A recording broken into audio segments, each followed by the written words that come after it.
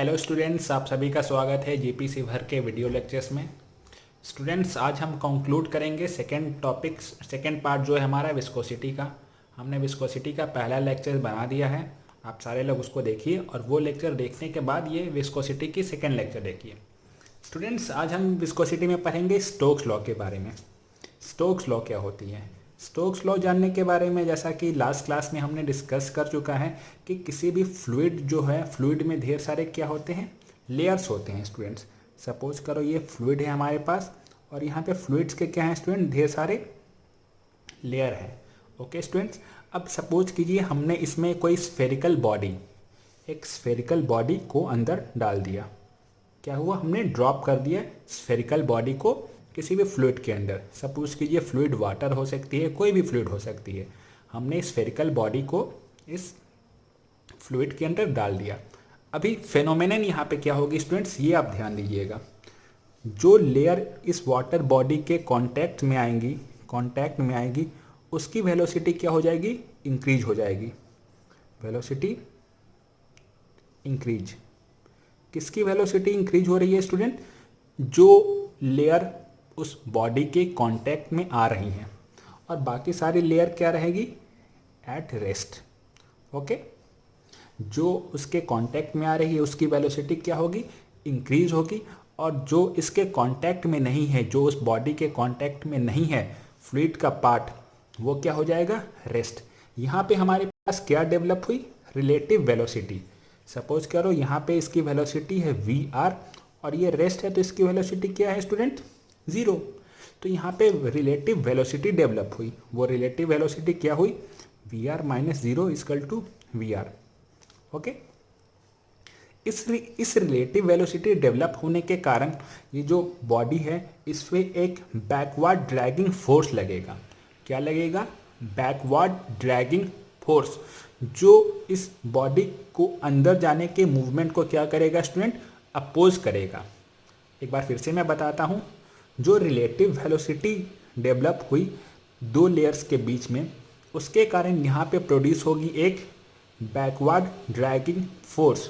वो backward dragging force क्या करेगी, इस स्फेयर को और एक तरह से धक्का देगी, उसे अंदर जाने में रेसिस्ट करेगी।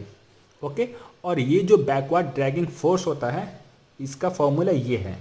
आपको डेरिवेशन पार्ट्स पे नहीं जाना है, ये आपके सिलेबस में नहीं है। जो बैकवर्ड ड्रैगिंग फोर्स है इसका फॉर्मूला ये है students, 6 pi eta R we.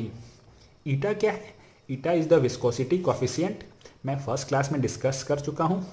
Are इस स्फेरिकल बॉडी की क्या है, रेडियस, और वी क्या है, जिस वेलोसिटी से स्फेरिकल बॉडी अंदर आ रही है। ओके स्टूडेंट्स, यहाँ पे क्या लगा, बैकवर्ड ड्रैगिंग फोर्स। तो ये था स्टोक्स लॉ।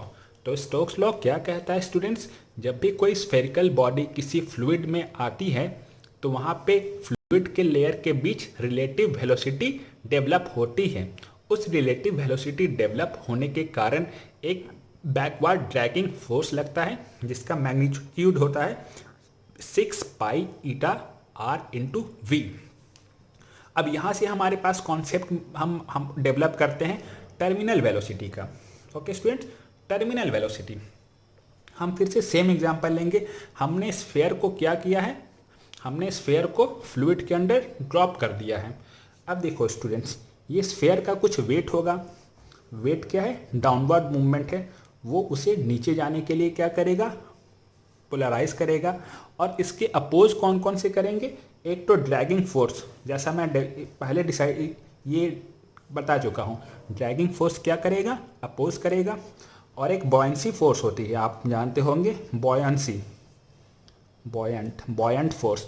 बॉयंट फोर्स क्या होता है, कोई भी बॉडी अगर किसी फ्लूइड के अंदर जाती है तो फ्लूइड की बॉयंट फोर्स उसे क्या करती है, बाहर की ओर अपोज करती है।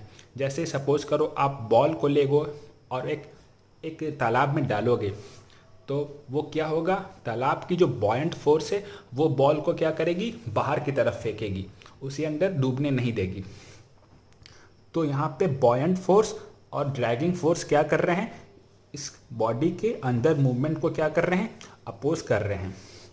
कुछ देर के बाद एक ऐसा फेनोमेनन हमें मिलेगा कि जो बॉडी का वेट है वो किसके बराबर हो जाएगा, ड्रैगिंग फोर्स और बॉयंट फोर्स के बराबर। क्या होगा, बॉडी का वेट जो है W किसके बराबर हो जाएगा, FD प्लस FB के बराबर। यहाँ पे क्या होगा स्टूडेंट्स, बॉडी की एक्सेलरेशन जीरो हो जाएगी और बॉडी फ्री फॉल करने लगेगा। क्या हो जाएगी, बॉडी जो स्फेरिकल बॉडी है उसकी एक्सेलरेशन जीरो हो जाएगी और बॉडी क्या करने लगेगा, फ्री फॉल करने लगेगा। इस फ्री फॉल की जो वेलोसिटी होगी उसी हम लोग बोलेंगे टर्मिनल वेलोसिटी। आप समझ गए स्टूडेंट्स, टर्मिनल वेलोसिटी क्या है। टर्मिनल वेलोसिटी वो वेलोसिटी है जब बॉडी की वेट जो है वो ड्रैगिंग और बॉयंटी फोर्स के बराबर हो जाता है, और इसका फॉर्मूला ये है 2r² rho minus rho naught G/9 into ईटा।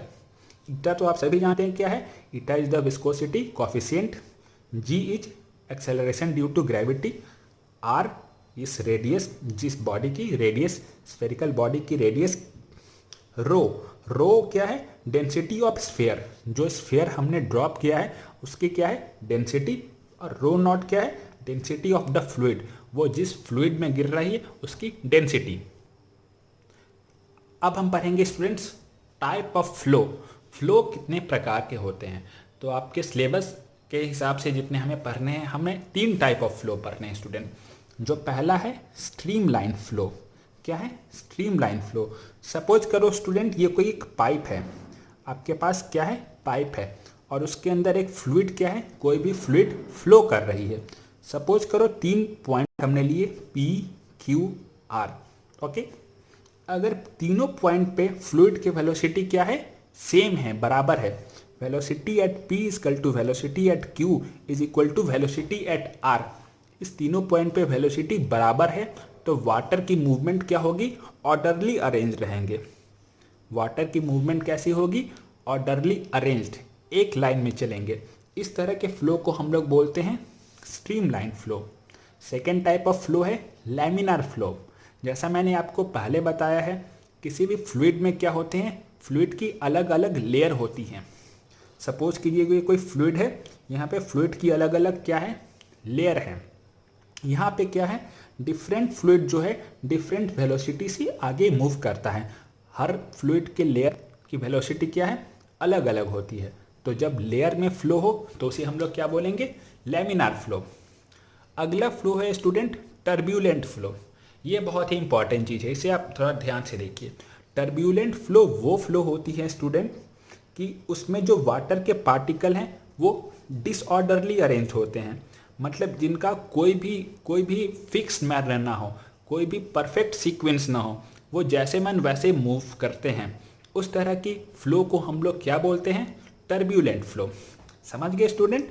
तो अगर जब वेलोसिटी हर पॉइंट पे बराबर है तो उसे क्या बोलेंगे, स्ट्रीमलाइन फ्लो। अगर हर लेयर की अलग अलग वेलोसिटी है उसे क्या बोलेंगे, लैमिनार फ्लो। और टर्ब्यूलेंट फ्लो मतलब जब वाटर पार्टिकल डिसऑर्डरली अरेंज्ड हो। ओके स्टूडेंट, अब यहाँ से हमें एक कॉन्सेप्ट मिलेगा क्रिटिकल वेलोसिटी का।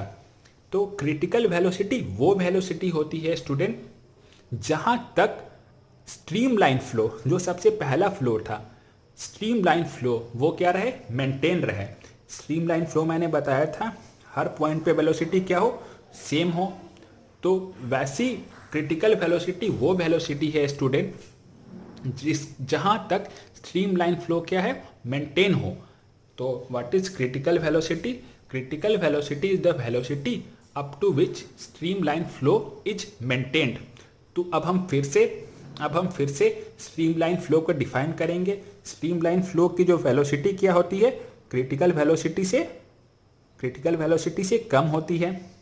लैमिनार में भी वेलोसिटी क्या है, क्रिटिकल वेलोसिटी से कम है। लेकिन टर्ब्यूलेंट की जो वेलोसिटी है ये ग्रेटर देन क्रिटिकल वेलोसिटी है। ओके स्टूडेंट, केवल टर्ब्यूलेंट फ्लो में जो वेलोसिटी है वो ग्रेटर देन क्रिटिकल वेलोसिटी है। ओके स्टूडेंट्स, तो अब हम देखेंगे एक और नया कॉन्सेप्ट आपके सिलेबस का, वो है रेनॉल्ड्स नंबर। रेनॉल्ड्स, आपने रेनॉल्ड्स पेन का नाम सुना होगा, ये उसी से मिलता जुलता नाम है रेनॉल्ड्स।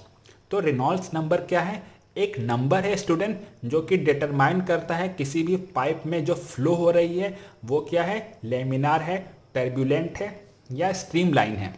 ओके स्टूडेंट, तो अब जैसे मैंने क्रिटिकल वेलोसिटी हम पहले डिस्कस कर चुके हैं, एक्सपेरिमेंटली क्रिटिकल वेलोसिटी का ये फॉर्मूला निकाला गया है, v c is equal to n r into eta by rho into D.